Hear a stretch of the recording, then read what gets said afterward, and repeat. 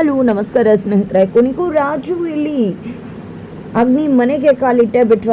ಅಗ್ನಿ ಮನೆಯಲ್ಲಿ ರಾಜವನ್ನ ನೋಡೇ ಬಿಟ್ಲ. ಸಾಕ್ಷಿ ಏನಾಯಿತು, ಏನು ಕತೆ, ಇದು ಎಲ್ಲವನ್ನ ಕೂಡ ತಿಳ್ಕೋಬೇಕು ಅಂದರೆ ಈಗಲೇ ನಮ್ಮ ಈ ಚಾನಲ್ನ ಸಬ್ಸ್ಕ್ರೈಬ್ ಮಾಡಿ, ಹಾಗೆ ಒಂದು ವಿಡಿಯೋವನ್ನು ಪೂರ್ತಿಯಾಗಿ ನೋಡೋದನ್ನು ಯಾವುದೇ ಕಾರಣಕ್ಕೂ ಕೂಡ ಮರಿಬೇಡಿ. ಇಲ್ಲಿ ಅಗ್ನಿ ಸಾಕ್ಷಿಯ ಲವ್ ಸ್ಟೋರಿ ಶುರುವಾಗಿದೆ. ಅಗ್ನಿ ಸಾಕ್ಷಿ ಪರಸ್ಪರ ಹತ್ರ ಆಗ್ತಿದ್ದಾರೆ. ಭಾಗಮಂಡಲದ ರಹಸ್ಯವನ್ನ ಬೆಚ್ಚುವುದಕ್ಕೆ ಹೋಗಿದ್ದಂತ ಅಗ್ನಿ ಸಾಕ್ಷಿ ಮತ್ತಷ್ಟು ಹತ್ರ ಆದ್ರು. ಇದರ ನಡುವೆ ಅರವಿಂದ್ ಅವರು ಎಂಟ್ರಿ ಕೊಟ್ಟಿದ್ದ ಇಲ್ಲಿ ಅಗ್ನಿ ಮತ್ತೆ ಸಾಕ್ಷಿಯನ್ನ ಮರಳಿ ವಾಪಸ್ ಕರ್ಕೊಂಡು ಬರ್ತಾರೆ. ಇಲ್ಲಿ ಸಾಕ್ಷಿ ಭಾಗಮಂಡಲದ ವಿಷಯವಾಗಿ ಪ್ರಶ್ನೆ ಮಾಡಿದಾಗ ಅದ್ರ ಬಗ್ಗೆ ಕೇಳಬಾರ್ದು ಅಂತ ಹೇಳಿ ಪ್ರಮಾಣ ಮಾಡಿಸ್ಕೊಂಡ್ಬಿಡ್ತಾರೆ ಅರವಿಂದ್ ಅವರು. ಹಾಗಿದ್ರೆ ನಿಜಕ್ಕೂ ಭಾಗಮಂಡಲದಲ್ಲಿ ಅಡಗಿರೋ ರಹಸ್ಯ ಏನು? ಅತ್ತ ಕಡೆ ಮಲ್ಲಿಕಾ ಮತ್ತೆ ಅರವಿಂದ್ ಇಬ್ರು ಕೂಡ ಭಾಗಮಂಡಲದ ರಹಸ್ಯದ ಬಗ್ಗೆ, ಸಮಸ್ಯೆ ಬಗ್ಗೆ ಮಾತನಾಡ್ತಿರೋದು ಯಾತಕ್ಕೆ? ಇತ್ತ ಕಡೆ ಅರವಿಂದ್ ಅವರನ್ನ ಯಾವುದೇ ಕಾರಣಕ್ಕೂ ಭಾಗಮಂಡಲಕ್ಕೆ ಕಳಿಸ್ತಿರ್ಲಿಲ್ಲ ಅಂತ ಹೇಳಿ ಮಲ್ಲಿಕಾ ಹೇಳಿದ್ಯಾ ಯಾತಕ್ಕೆ? ಇತ್ತ ಕಡೆ ಅರವಿಂದ್ ಅವರು ಕೂಡ ನೀನ್ ಇದ್ದಿದ್ರೆ ಖಂಡಿತವಾಗ್ಲೂ ಅಗ್ನಿ ಸಾಕ್ಷಿಯನ್ನ ಕಳಿಸ್ತಿರ್ಲಿಲ್ಲವಾ ಅಲ್ವಾ ಅಂತ ಹೇಳಿ ಪ್ರಶ್ನೆ ಮಾಡಿದ್ಯಾಕೆ? ಇಲ್ಲಿ ಮಲ್ಲಿಕಾ ಎಲ್ಲಿ ಹೋಗಿದ್ರು ಅದನ್ನ ಅನ್ನೋ ಅನುಮಾನ ಅರವಿಂದ್ಗೆ ಮೂಡಿದ್ದಾಕೆ? ಈ ಕಡೆ ಮಲ್ಲಿಕಾ ತಾನು ಫ್ರೆಂಡ್ ಮನೆಯಲ್ಲಿದ್ದೆ ಅಂತ ಸುಳ್ಳು ಹೇಳಿದ್ಯಾಕೆ? ಜೊತೆಗೆ ಭಾಗಮಂಡಲದ ವಿಷಯವಾಗಿ ಅವರಿಬ್ಬರ ನಡುವೆ ಇರ್ತಕ್ಕಂಥ ಒಂದು ಗುಟ್ಟನ್ನ ಹಾಗೆ ಮರೆ ಮಾಚ್ತಿರುವುದು ಯಾತಕ್ಕೆ? ಇದೆಲ್ಲದಕ್ಕೂ ಕೂಡ ಉತ್ತರ ಸಿಗ್ಬೇಕಾಗಿದೆ. ಇತ್ತ ಕಡೆ ಮಲ್ಲಿಕಾ ಮಕ್ಕಳು ಕೂಡ ಕೇಳ್ತಿದ್ದಾರೆ, ಮಾಮಿ ಎಲ್ಲೂ ಹೋಗಿದ್ದೆ ನೀನು ಅಂತ ಹೇಳಿ. ಬಟ್ ಎಲ್ಲಿ ಹೋಗಿದ್ದೆ ಏನು ಅನ್ನೋದು ನಿಮಗೆ ಬೇಕಾಗಿಲ್ಲ ಅಂತ ಹೇಳಿ ಮಲ್ಲಿಕಾ ತಿಳಿಸ್ತಾರೆ. ಭಾಗಮಂಡಲದ ವಿಷಯವನ್ನ ತಿಳ್ಕೋಬೇಕು, ಅಲ್ಲಿಗೆ ಹೋಗ್ಬೇಕು ಅನ್ನೋ ಕುತೂಹಲ ಜಾಸ್ತಿ ಆಗ್ತದೆ, ತುಂಬಾ ಚೆನ್ನಾಗಿರತ್ತೆ, ನಾವು ಕೂಡ ಹೋಗಿ ಬರೋಣ ಅಲ್ಲಿಗೆ ಟ್ರಿಪ್ಗೆ ಅಂತ ಹೇಳ್ತಾರೆ. ಯಾವುದೇ ಕಾರಣಕ್ಕೂ ಅಲ್ಲಿ ಹೋಗೋ ವಿಷಯವನ್ನ ಮಾತಾಡಬಾರ್ದು, ಸುಮ್ಮನೆ ನಿಮ್ಮ ಪಾಡಿಗೆ ನೀವಿದ್ರೆ ಒಳ್ಳೆದು, ಇನ್ನು ಮುಂದೆ ಭಾಗಮಂಡಲದ ಹೆಸರನ್ನ ಕೂಡ ನೀವು ತೆಗಿಬಾರ್ದು ಅಂತ ಹೇಳಿ ಮಲ್ಲಿಕಾ ಹೇಳ್ತಾರೆ. ಹಾಗಿದ್ರೆ ಅಲ್ಲಿ ಮುರುಘಾ ಇದ್ದಾರೆ, ಮುರುಘಾ ಅಲ್ಲಿರ್ತಕ್ಕಂಥ ಅದರ ಹಿಂದೆ ದೊಡ್ಡ ಕಾರಣನೇ ಇದೆ, ದೊಡ್ಡ ರಹಸ್ಯನೇ ಅಡಕಿ ಕೂತಿದೆ ಅನ್ನೋದು ಗೊತ್ತಾಗುತ್ತೆ. ಮುರುಘಾ ಅಲ್ಲಿ ಕೆಲಸ ಮಾಡ್ತಿರೋದೆ ಮಲ್ಲಿಕಾ ಪರವಾಗಿ. ಮೇಲ್ನೋಟಕ್ಕೆ ಮಲ್ಲಿಕಾ ಪರವಾಗಿ ಇದ್ದು ಹಿಂದೆ ಅರವಿಂದ್ ಕೂಡ ಅದರಲ್ಲಿ ಭಾಗಿಯಾಗಿದ್ದಾರೆ ಅನ್ನುವ ಅನುಮಾನ ಕೂಡ ಜಾಸ್ತಿ ಆಗ್ತದೆ. ಬಿಕಾಸ್ ಮಲ್ಲಿಕಾ ಮತ್ತೆ ಅರವಿಂದರ ನಡುವಿನ ಮಾತುಕತೆ ಆ ಮಟ್ಟಿಗಿರತ್ತೆ. ಹಾಗಾಗಿ ಇಲ್ಲಿ ಜಸ್ಟ್ ಮಲ್ಲಿಕಾ ಮಾತ್ರ ಅಲ್ಲ, ಆದ್ರೆ ಹಿಂದೆ ಅರವಿಂದ್ ಅವರು ಕೂಡ ಇದ್ದಾರೆ. ಹಾಗಿದ್ರೆ ಮುರುಘಾನ ಅಲ್ಲಿ ಬಿಟ್ಟಿರೋದು ಯಾತಕ್ಕೆ? ಮುರುಘಾ ಅಲ್ಲಿ ಏನ್ ಕೆಲಸ ಮಾಡ್ತಿದ್ದಾರೆ?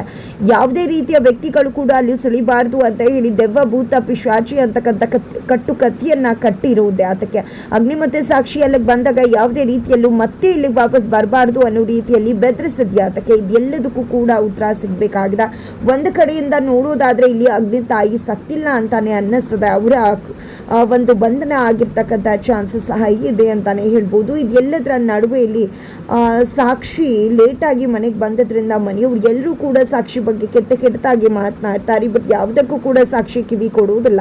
ಎತ್ತ ಕಡೆ ಸಾಕ್ಷಿ ಬರುವುದನ್ನೇ ವೇಟ್ ಮಾಡ್ತಂತಹ ರಾಜು ಸಾಕ್ಷಿ ಬರ್ತಿದ್ದಾಗೆ ನೆಮ್ಮದಿ ಆಗತ್ತೆ. ತದನಂತರ ಬೆಳಗ್ಗೆ ಆಗ್ತಿದ್ದಾಗ ಇಲ್ಲಿ ಸಾಕ್ಷಿ ನಿಜವಾಗ್ಲೂ ಕಣ್ಣೆಲ್ಲ ಉರಿತಿದೆ, ರಾತ್ರಿ ಸರಿಯಾಗಿ ನಿದ್ದೆ ಇರಲಿಲ್ಲ ಅಲ್ವಾ ಅಂತ ಹೇಳಿದಾಗ ಭೂಮಿ ಯಾತಕ್ಕೋಸ್ಕರ ನೀನು ಕೆಲ್ಸಕ್ಕೆ ಹೋಗ್ಬೇಕಾಗಿದೆ, ಸ್ವಲ್ಪ ತಡವಾಗೆ ಹೋಗ್ಬೋದಲ್ವಾ, ರಾತ್ರಿ ಪೂರ ಕೆಲಸ ಮಾಡಿದ್ಯಲ್ಲ ಅಂತಾಗ ಇಲ್ಲ ಹೋಗ್ಬೇಕಾಗತ್ತೆ, ಇಲ್ಲ ಅಂದ್ರೆ ನನ್ನ ಬಾಸ್ ಗುರು ಅಂತಾರೆ.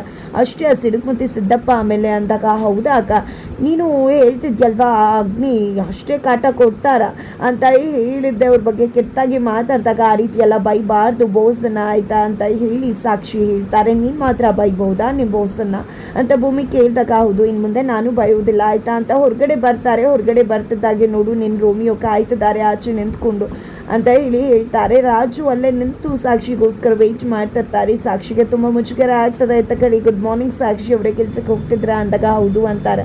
ನಂತರ ನಾನು ನಿಮ್ಮ ಹತ್ರ ಏನೋ ಹೇಳಬೇಕಿತ್ತು ಅಂತ ಹೇಳ್ತಾರೆ. ಹೇಗೆ ಹೇಳೋದು ಅಂತ ಗೊತ್ತಾಗ್ತಿಲ್ಲ. ಸಾಕ್ಷಿ ಮತ್ತೆ ಭೂಮಿ ಸ್ವಲ್ಪ ಸಮಯ ವೇಟ್ ಮಾಡ್ತಾರೆ. ನಂತರ ಹೋಗ್ಬಿಡ್ತಾರೆ.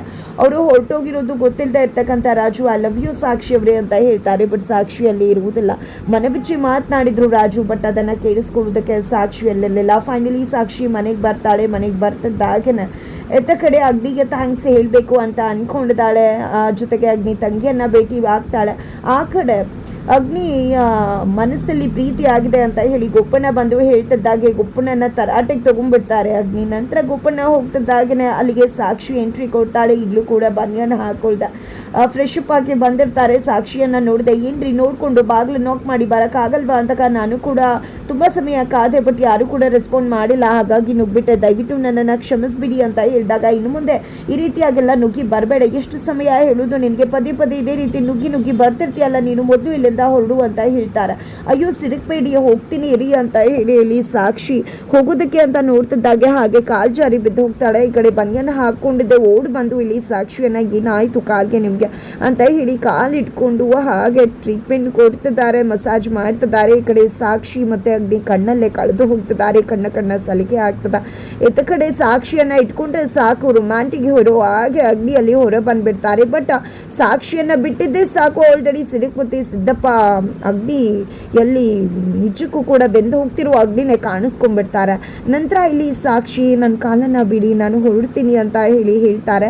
ಇನ್ನು ಮುಂದೆ ಯಾವತ್ತೂ ಕೂಡ ಇಲ್ಲಿಗೆ ಬರುವುದಿಲ್ಲ ಅಂದಾಗ, ಯಾಕೆ ಬರುವುದಿಲ್ಲ ನೀನು ಎಲ್ಲಿಗೆ ಬೇಕಾದರೂ ಬರ್ಬೋದು, ಯಾಕಂದರೆ ಇಡೀ ಮನೆನೇ ನಿಂತಲ್ವಾ, ಯಾವ ರೂಮ್ಗಾದ್ರೂ ಬರ್ಬೋದು, ನಿನಗೆ ಯಾರ ಪರ್ಮಿಷನ್ ತಗೊಳ್ಳೋ ಅವಶ್ಯಕತೆ ಕೂಡ ಇಲ್ಲ ಅಂತ ಹೇಳಿ ಅಗ್ನಿ ಹೇಳ್ತಿದ್ದಾರೆ. ಏನು ಮಾತಾಡ್ತಿದ್ರ ನೀವು, ನನ್ನ ನೀವೇ ಅಲ್ವಾ ಬರಬಾರ್ದು ಅಂತ ಹೇಳಿದ್ದು, ಇವಾಗ ಎಲ್ಲಿಗೆ ಬರ್ಬೋದು, ಎಲ್ಲಿಗೆ ಬೇಕಾದರೂ ಬರ್ಬೋದು ಅಂತಿದ್ರ ಅಂದಾಗ, ಹೌದು ನೀವು ಎಲ್ಲಿಗೆ ಬೇಕಾದರೂ ಬರ್ಬೋದು, ಯಾಕಂದರೆ ಇಡೀ ಮನೆನೇ ನಿಮ್ದಲ್ವಾ, ಅಂದಮೇಲೆ ನಿಮ್ಮನ್ನು ಕೇಳೋರು ಯಾರು ಹೇಳೋರು ಯಾರು ಅಂತ ಹೇಳಿ ಹೇಳ್ತಿದ್ದಾರೆ ಇಲ್ಲಿ ಅಗ್ನಿ. ಅದನ್ನು ಕೇಳಿಸ್ಕೊಂಡಂತ ಸಾಕ್ಷಿಗೆ ಗಾಬರಿ ಆಗ್ಬಿಡುತ್ತೆ. ಬಿಟ್ರಿ ನನ್ನ ಕೈನ ಅಂತ ಹೇಳ್ತಿದ್ದಾಗೆ ಇಲ್ಲಿ ಎಚ್ಚರ ಆಗ್ಬಿಡ್ತಾರೆ. ಅಗ್ನಿ ಏನೇ ಇದು, ಏನು ಅನ್ಕೊಂಡಿದ್ಯಾ ನೀನು ಸುಮ್ಮನೆ ನಿನಗೆ ಇರೋಕ್ಕಾಗಲ್ವಾ, ಅದನ್ನು ಬಿಟ್ಟು ಈ ರೀತಿ ಏನಾದರೂ ಹೆಚ್ಚು ಕಡಿಮೆ ಮಾಡ್ಕೊಳ್ಳೋದನ್ನ ಸುಮ್ಮನೆ ಹೊರಡು ಇಲ್ಲಿಂದ ಅಂದಾಗ, ಅಯ್ಯೋ ನಿಮ್ಗೇನು ರೀ ಸ್ಪಿಲಿಟ್ ಪರ್ಸ್ನಾಲಿಟಿ ಇದೆಯಾ, ನಾಗವಲ್ಲಿ ಮೈ ಮೇಲೆ ಬರ್ತಾಳ, ಈಗಿದ್ದವರು ಇನ್ನೊಂದು ಕ್ಷಣ ಇರೋದಿಲ್ವಲ್ಲ, ಏನಾಗಿದೆ ನಿಮಗೆ ಅಂತ ಹೇಳಿದೆ. ಬೈದು ಅಲ್ಲಿಂದ ಹೊರಟ್ಬಿಡ್ತಾಳೆ ಸಾಕ್ಷಿ. ಏನು ಈ ಹುಡುಗಿ ಹೇಳಿದಾಗೆ ನನಗೇನಾದರೂ ಸ್ಪ್ಲಿಟ್ ಪರ್ಸ್ನಾಲಿಟಿ ಇದೆಯಾ, ನಾಗವಲ್ಲಿ ಮೈ ಮೇಲೆ ಬಂದ್ಬಿಟ್ರೆ ಏನಾಗ್ತದೆ ನನಗೆ, ಚೇ ಈ ರೀತಿ ಅಂತೂ ಯಾವುದೇ ಕಾರಣಕ್ಕೂ ಆಗಲೇ ಕೂಡ್ದು ಅಂತ ಹೇಳಿ ಅಗ್ನಿ ಹೇಳ್ತಾರೆ.